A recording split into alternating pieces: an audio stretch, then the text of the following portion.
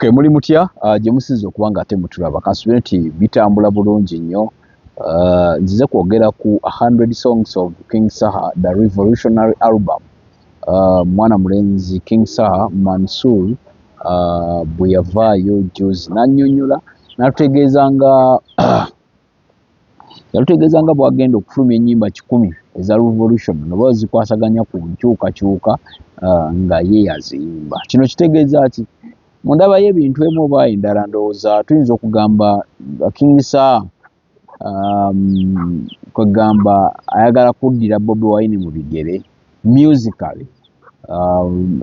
mu ngeri z'ennyimba eza revolutionaries, kubanga abasinga temukitegeera bulungi naye butunuulira okwetooloola ensi yonna, especially kansimba amakanda wano mu Africa. Africa mulimu abasajja abayimbi ab'amaanyi n'abakyala abayimbi ab'amaanyi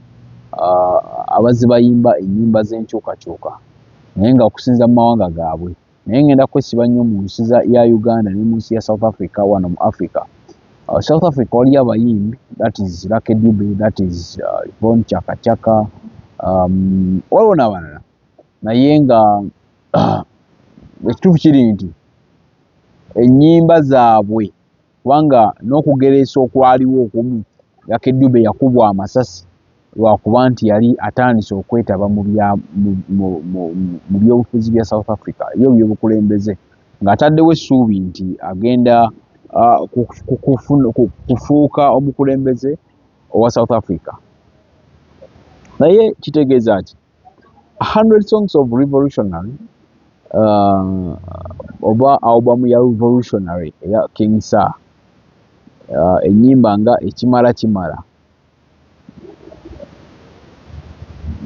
zirina message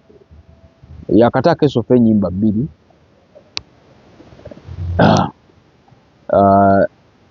naye message esinga nnyo okubeeramu ekimala kimala. Naye bwe nzizaayo akatambi nti Bobi Wine myaka 2 egiyise emabega ng'ayimba yali yatandika dda. Bobi Wine mu kutandika okuyimba yali yatandika dda okuyimba naye tulaba ennyimba ze ezasooka ng'amaze okuyingira mu industry emyaka 3 naye ezaddako awo ng'agenda amikisinga ennyimba ezaddala ng'agenda amikisingira ddala ennyimba nga kwegamba nga si munnabyabufuzi oli ajja ku katuuti n'ayogera n'agenda mu parliament n'akola wabula nga ye ebyobufuzi bwe abikolera mu luyimba olw'eddakiika 4 n'ekitundu olw'eddakiika 3 n'ekitundu. Waliwo oluyimba olwalina message ey'amaanyi nnyo naye nga teruliiko political party lwe yakola, obululu tebutwawula. Oluyimba olwo akalulu tekatwawula, terwaliko nti ye wa Nuupu kuba actually Nuupu yali tennaba kujja, terwaliko nti wa FDC oba wa DP oba wa NRM oba wa UPC. Akalulu tekatwawula. Lwali luyimba nga alukoze okukubiriza abantu okweyisa obulungi ng'ate n'ateekamu ne message y'ebyobufuzi ekitegeera nti bannabyabufuzi bo bakwatagana bwe tudde eri Kabaaya ne mukyala we ne beekuba kyokka ate owa FDC n'owa DP oba NRM bwe badde eno bo ate nga beesikaŋŋana mikono era ne kireeta message. Waliwo message omugenzi Nelson Mandela Madiba bwe yali alwanyisa apartheid policy oba obusosoze mu South Africa yatandika okuyita abayimbi kinnoomu ng'ayita omu nga mugamba njagala onnyimbire kino. Actually teyabalagira naye kyenzijukira Nelson Mandela bwe yayita abayimbi nga abannyonnyola nga bagamba mukozese music wammwe okuyimba ennyimba ez'enkyukakyuka eggwanga lyaffe South Africa likyuke. Yvonne Chaka Chaka abo gye bayita ng'ayita omu ku omu ng'ababuulira briefly okitegeera. So wano bwenkoma wano e Uganda, South Africa, Uganda nga yo mulimu abayimbi abazze bayimba ennyimba ez'enkyukakyuka. However, tetubawa nnyo budde era tetwongera nnyo okubawa budde nti lwakuba nti oba tetwagala naye tetukifaako. Because Bobi Wine ye ng'omuntu yakera ku makya n'atandika music we. Mu kutandika music we n'atandika okubeera nga avudde ku nnyimba za Caroline nga nti akulietinga Caroline yekka, n'atandika okuyimba byekwanso, okitegeera, n'atandika okuyimba obululu tebutwawula, n'aleeta zi freedom, fighting for freedom, afande, n'atandika okuba nti at least ne wababa tebamuwadde kazindaalo, tebamukkiriza kwogera ku wano lukuŋŋaana, at least asobola okuyisa that piece of something n'akiyisiza mu music ey'eddakiika 3.5 Munnayuganda n'awulira. That is Kyagulanyi, His Excellency Bobi Wine. Ekyenjawulo ekiriwo era nti nkupimira example ya Bobi Wine ne King Sir nti ekyenjawulo ekiriwo, King Sir ono yapimye gap. Mu kupima gap wona wonna abasinga ba artist batya okuyimba ennyimba ez'enkyukakyuka. Of course mukimanyi bulungi nnyo lwa gavumenti yaffe nti gavumenti ojja kuyimba oluyimba olw'enkyukakyuka, abaana bajja kuba balaba nga obalwanyisa. Kati ye Mansour kyakoze akikubye openly. Kyenawuliddeko mbu agenda kwesimbawo kyesitanabakakasa, sinabakikakasa naye manyi social media erina olukusa mungi. Obuwiki ne waba agenda kwesimbawo ikisoke kubanga alina empapula ezimukkiriza nga ye alina eddembe ery'obuntu nga Munnayuganda. Ekyokuba nti nno albamu ye ennyimba 100, ekibuzo kiri nti wezinaggwerako King Sir ajja basigadde nga ye King Sir oba bigenda bikyuseemu?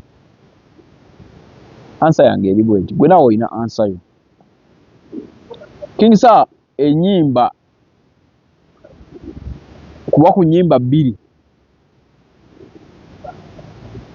ekimala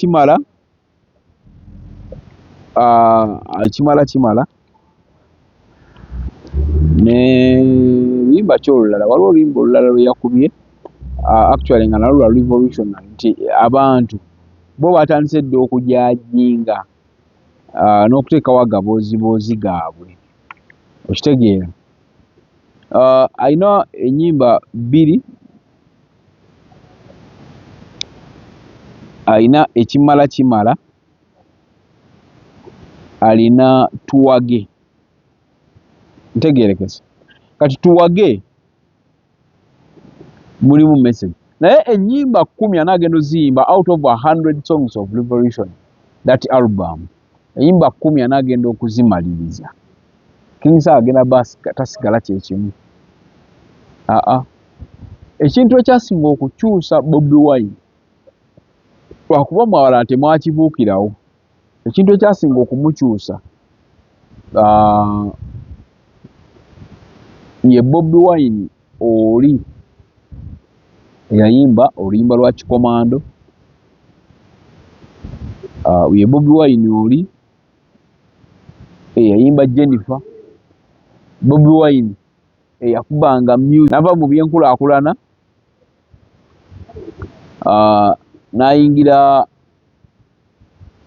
mu byobulamu. Ye Bobi Wine wanga tulaba bulungi nnyo waliwo there is a message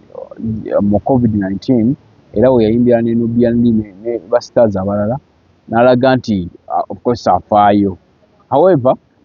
that season yali amaze okuyingira mu politics nga munnabyabufuzi already. Naye kitegeeza nti Kyagulanyi nga ye Bobi Wine, muyite Bobi Wine. King Sir okusinziira ku album gy'aleese egenda kutuyamba oba egenda muyamba ate egenda kwongera okuzuukusa kubanga wabaddewo gap awo. Mu kubeerawo gap wabadde tewali muntu ayimba nnyimba za byabufuzi oba nnyimba za nkyukakyuka nga just music ng'omuntu ayimiridde, kubanga mumanyi okwogera ku nkyukakyuka omuntu alina kugenda natandika kwogera ku radio oba ku TV oba kwogera n'agenda nakuba olukuŋŋaana. Nammwe abayimbi muli ba artist nammwe mu kosi muli ba artist nammwe muli ba nkyukakyuka muli bannabyabufuzi ebyobufuzi byo bikolewa ebyobufuzi byo bikolera mu music ebyobufuzi byo okolera music oluyimba nga tugambire ku Jennifer akendeezi obukambwe okitegeera nti message n'ogiyisa mu music for 3 minutes 4 minutes nota omuntu bw'awuliriza asobola okugyamu message anaafuuka kya Bobi Wine kyali nedda King Saha ne Bobi Wine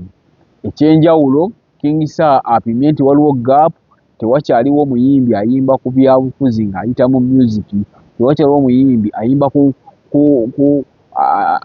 ayimba ku change oba ku nkyukakyuka ng'ayita mu music bonna bayimba ku mukwano bonna bayimba ku nkulaakulana bonna bayimba ku bintu bya bidongo nga tebirina makulu naye King Saha n'alaba n'amanya nti nina okubafulumya that piece of album enejja ekibuuzo nti King Saha n'asigala yekka anasigala kyekimu ajja kusigalawo sinakindi ekirala kiyinza omwegatta okubeera nga tumuse ng'erinnya ligenze waggulu ba Yvonne Chaka abayimbi abamu ba South Africa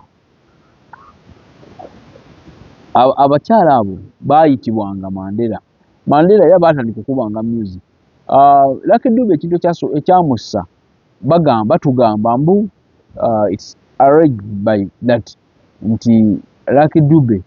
ye nga ye omuntu yali atandise okwenyigira mu byobufuzi bya South Africa era tulaba Lucky Dube y'omu ku basajja mu Africa oba mu nsi abasinganga okuyimba ennyimba nga politically nga zoogera nkyukakyuka ey'eggwanga eryo oba kubanga yali tayogeranga ku nsi kubanga yayimbanga ennyimba nga zikwata nga bw'oluwuliriza nga lukwatako ng'omuddugavu nga bw'oluwuliriza nga lukwatako nga slave nga oluwuliriza lukwatako okugamba yatuyimbangako nnyo ffe abaddugavu naye nga nkyukakyuka yakwetereeza tegerekese so obulamu bwe butyo butambula obulamu bwe butyo bwe bwali njagala ekyo mukimanye nti ye nga ye Lucky Dube oba abayimbi abalala bagwa mu kkowe eryo be bamu abakyasinza okukyusa ensi eno nga si Africa yokka wabula ensi yonna King Saha kyakoze kirungi nnyo era ffe tumuwagira 100% newankubadde nti abantu abamu oba abayimbi abamu mutya okuvayo expression okubeera nga mutulaga nti nammwe musobola okubaako nekyemugatta ku toffaali ery'enkyukakyuka mu Africa oba mu Uganda mu nsi yaffe gye tulimu njagala okubeebaza osobola ogenda mu comment section nobaako nekyombuuza naye nkwegayidde subscribe nga tunatera okuweza omutwalo baminywanyi mwe bange mwe muntambuza mu mbeera yonna akume atakumira mpeera Ssaabasajja Kabaka wa Buganda owangaala tukwaniriza ku Mugisha Nandi Tours and Travel oyagala kusoma kulambulako oba kutambula na mwagalwawo tukukolera ku students visa mu nsinga Canada, America, German, Netherlands n'endala nyingi ate gwe visa yalema Mugisha Nandi Tours and Travel ky'ekyokuddamu kyo tulina obumanyirivu mu by'okukola ku visa n'osobola okutambula tukuwa n'amagezi gawandyagadde okukolera e Bulaaya Mugisha Nandi Tours and Travel ekuyamba okkulungamya okufuna obutuuze tulambuza saako n'okufunira ebifo eby'omulembe aw'okusula n'okukyakalira mu Uganda tusange ku Kalungu Building okuliraana City Square Kampala Road Level 4 Room 1 okumanya ebisingawo tukubireko weewala abafere leka nkwanjuli Ham Connect UG ye kampani egenda okufunira omulimu ebweru w'eggwanga tulina emirimu egy'abawala n'abalenzi mu mawanga nga Iraq, Saudi Arabia, Iran, Bahrain, Qatar n'amawanga amalala mangi wano ku Ham Connect UG tutunda n'okugula emmotoka ssaako ne airport taxi gwe omwana ow'obuwala olina passport oba tolina jangu ku ofiisi zaffe Ham Connect UG emirimu gy'abalenzi nagyo tugirina nga ba security guards bakirina ba housekeeper gwe ayagala okumanya ebisingawo tusange ku FB Tower Building ewa Bakuli room number C03 oba tukubire ku namba z'essimu zino noti 753936 ne noti 7551559193 ffe aba Ham Connect UG tutuukiriza ekirooto kyo.